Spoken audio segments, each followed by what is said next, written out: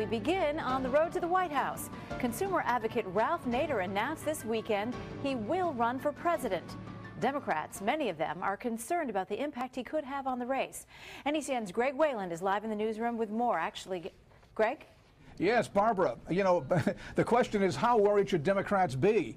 And there are many who think that the consumer advocate, as a politician, may have finally hit the wall.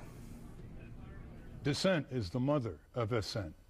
And in that context, I have decided to run for president. So here he comes again, and there you go. He does it every 4 years. And Hillary Clinton thinks Ralph Nader, running as a Green candidate 8 years ago, kept Al Gore, the greenest of Democrats, from becoming president. It's really unfortunate. But Democratic consultant Michael Goldman doesn't think it really happened that way in 2000. 2000 was a very unique set of circumstances, and it wasn't until after he left office that Al Gore evolved into the sort of Green candidate we now think of him as. Nonetheless, Goldman thinks Nader's latest candidacy will go nowhere. People don't take him seriously. He's become that perennial candidate. On the campaign trail, Barack Obama damned Nader with the faintest of praise. Ralph Nader deserves enormous credit for the outstanding work he did as a consumer advocate for many years.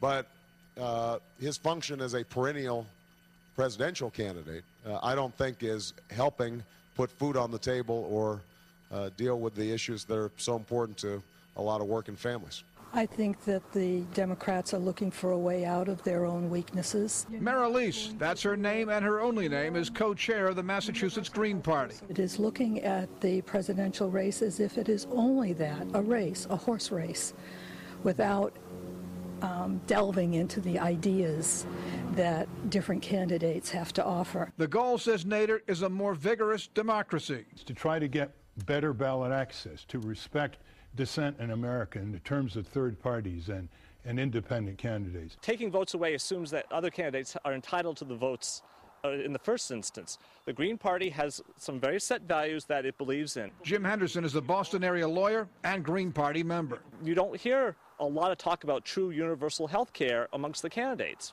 It's not what the Democrats and Republicans really want to push for. But while he's definitely in the race now, remember that Ralph Nader has yet to become Green. He'd have to vie for the party's nomination at their convention this summer. In the newsroom, Greg Wayland, NECN. Okay, Greg, thank you for that report.